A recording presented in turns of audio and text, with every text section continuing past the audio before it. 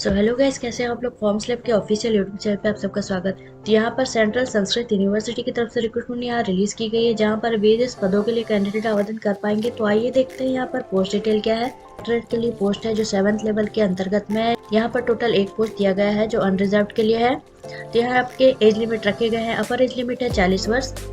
Assistant के लिए यहाँ एक पोस्ट है जो अनरिजर्व के लिए है। यहाँ पर 35 वर्ष की एज लिमिट रखी गई है। कॉपिस्ट के लिए यहाँ एक पोस्ट दिया गया है जो अनरिजर्व के लिए है। यहाँ पर आपके 35 साल तक के एज लिमिट रखे गए हैं।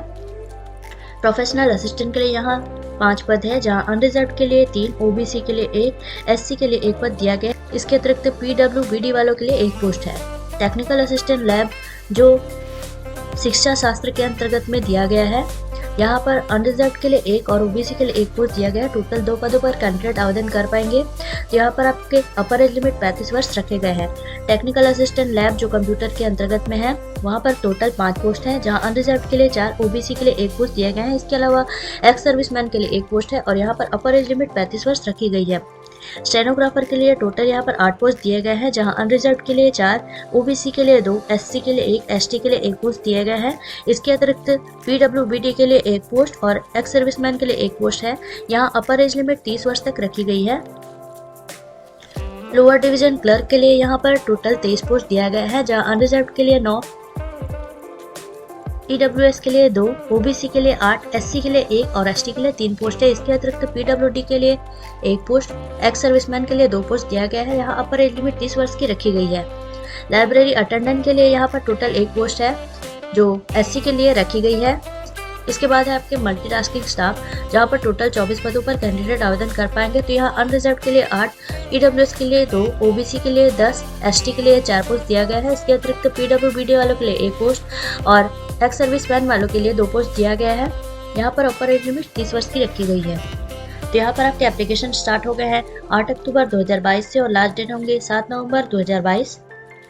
तो यहाँ पर आपके एप्लीकेशन फी इस प्रकार होंगे, जहाँ एसटी एससी पीडब्ल्यूडी वालों को 500 रुपये के और जनरल ओबीसी और ईडब्ल्यूएस को 1000 रुपये का एप्लीकेशन फी देना होगा।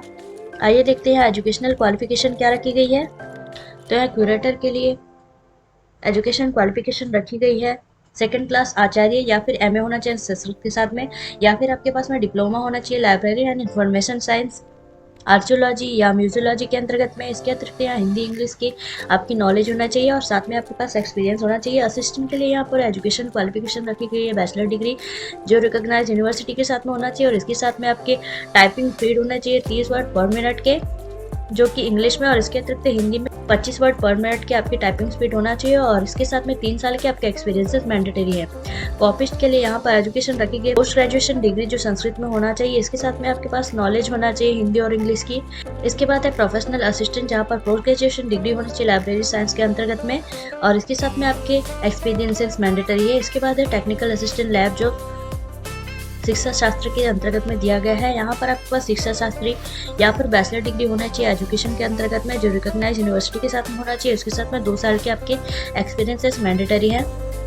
टेक्निकल असिस्टेंट लैब वालों के लिए जो कंप्यूटर के अंतर्गत में रखा गया है, तो यहाँ पर B Tech computer science, engineering, electronics and communication या फिर इंफॉर्मेशन टेक्नोलॉजी के अंतर्गत में आपकी क्वालिफिकेशन होनी चाहिए। इसके अतिरिक्त यहाँ पर अगर आपके पास में एमसीए, बीसीए या MSc computer science, information science के अंतर्गत में है, तो आप यहाँ पर अप्लाई कर पाएंगे।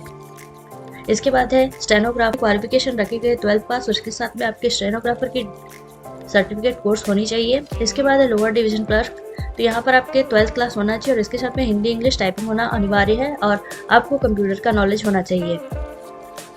लाइब्रेरी अटेंडेंट के लिए यहाँ पर 12th के साथ में सर्टिफिकेट कोर्स होना चाहिए या फिर डिप्लोमा होना चाहिए लाइब्रेरी एंड इंफॉर्मेशन साइंस के अंतर्गत में। इसके बाद है मल्टीटास्किंग स्टाफ, यहाँ पर आपके पास में 10th होना चाहिए 2 साल के एक्सपीरियंस के साथ में। सिलेक्शन आपके बेस्ड होंगे एग्जामिनेशन के आधार पर। तो यहाँ पर आपको अप्लाई कैसे करना है। अप्लाई करने के लिए आपको ऑफिशियल वेबसाइट पर जाना होगा, जहाँ पर करियर का ऑप्शन दिखाई देगा, वहाँ पर जाके आपको अपना फॉर्म फिल करने हैं, अपने डॉक्यूमेंट्स अपलोड करने हैं, एप्लीकेशन फ़ी पे करना है, और उसके बाद में सबमिट का ऑप्शन दबाकर सामने जो डिटेल दिख रहे होंगे उनको प्रिंट में निकाल लेना है, जो फ्यूचर में आपके काम आएंगे।